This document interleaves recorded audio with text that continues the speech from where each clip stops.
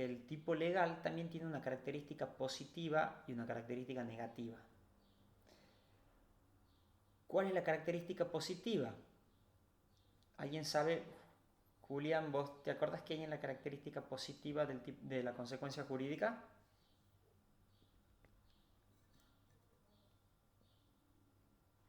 Las características positivas en las consecuencias jurídicas. Sí. ¿Alguien se imagina que hay acá? Acuérdense que cuando analizábamos esto como sujeto y predicado, y cuando veíamos el predicado, digamos, que era la consecuencia jurídica, donde decía que era lo que iba a pasar de la norma indirecta, ahí no hay mucho. Fíjense que ahí no hay mucho.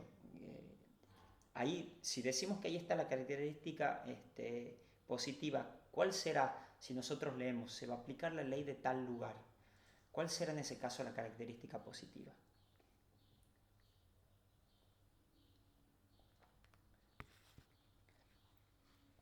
Es el punto de conexión. En la característica positiva es donde está el punto de conexión, la parte más importante de la norma indirecta, porque es la que nos va a determinar, este punto de conexión es lo que nos va a determinar cuál es la ley que va a resolver ese conflicto. ¿Se entiende? Nos vamos a demorar varias clases en desarrollar todo este punto de conexión porque es muy complejo, hay distintos tipos de puntos de conexión. Lo que sí vamos a ver ahora, ¿se acuerdan que hemos hablado en la primera clase del elemento extranjero? Bueno, eso es lo que tenemos acá.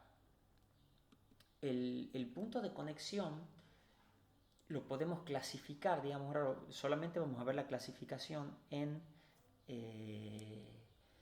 reales, personales y conductistas. ¿Cuáles serán los puntos de conexión personales? ¿Quién se acuerda? Esto lo vimos algo hablamos en clase. ¿Cuáles serán los puntos de conexiones personales? La nacionalidad. Exactamente, la nacionalidad y qué otro es muy común. Eh, Que está referido a la persona también. Cuando hablamos de nacionalidad es la nacionalidad de alguien, ¿verdad? En mi caso sí, argentino, en el caso de alguno puede ser, cada uno tiene su nacionalidad, hay gente que tiene doble nacionalidad, hay gente que no tiene nacionalidad, hay apátridas, hay muchos conflictos acá, ya los vamos a ver también más adelante cuando vemos los puntos de conexión, pero en principio en la clasificación tenemos personales, reales y conductistas. Los personales, uno es la nacionalidad. ¿Qué otro más habrá referido a la persona?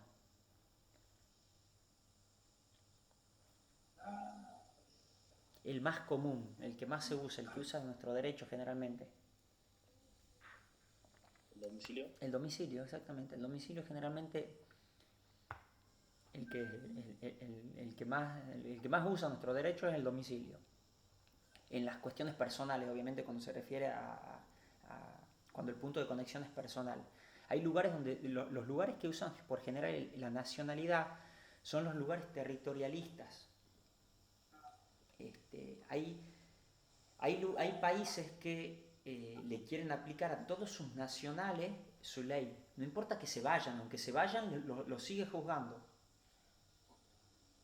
Generalmente estos países extremistas así lo que hacen es, no importa que vos seas, que te hayas ido a vivir a otro lado, ellos te van a seguir juzgando con su ley. Es como que a su ley la quieren exportar a todos lados. ¿Se entiende?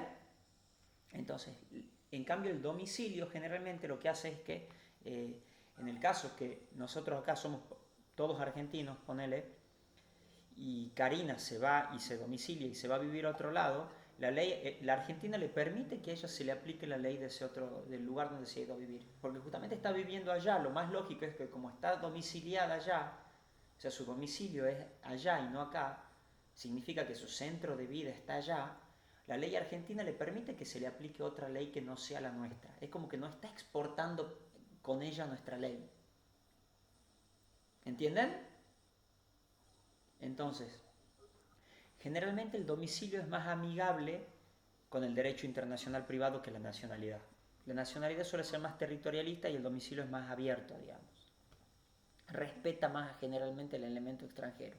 No quiere decir que la nacionalidad no pueda hacer que se termine aplicando ley de otro lugar, pero sería un caso particular donde en un conflicto acá se aplique una ley o sea, establezca la nacionalidad como punto de conexión y justo el nacional que ha cometido ese acto, que ha celebrado ese acto, tenga nacionalidad de otro lado. Entonces estaríamos aplicando ley de otro lugar,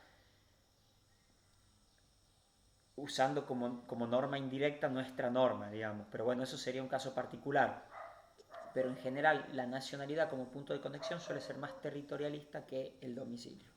Esos son dos de los elementos, o sea, de los puntos de conexiones personales. Ahora, dentro de la clasificación también tenemos los puntos de conexiones reales. ¿Cuáles serán estos?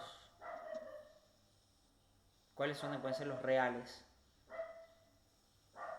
Los bienes. Los que están referidos a los bienes. ¿Cómo podría ser, se imaginan, un punto de conexión real?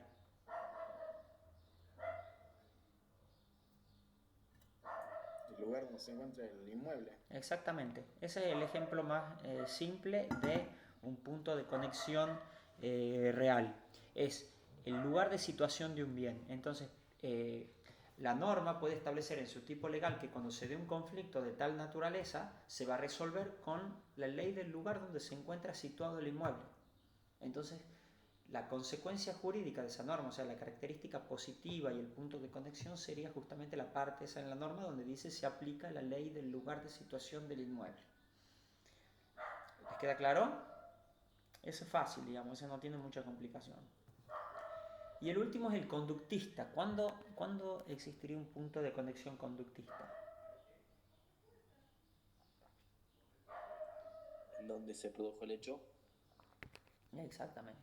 Un ejemplo de un punto de conexión conductista es el lugar donde se produjo un hecho. Entonces, o sea, en el caso que ocurra tal situación, que se celebre un contrato, por ejemplo, se aplicará la ley del lugar de ejecución del mismo.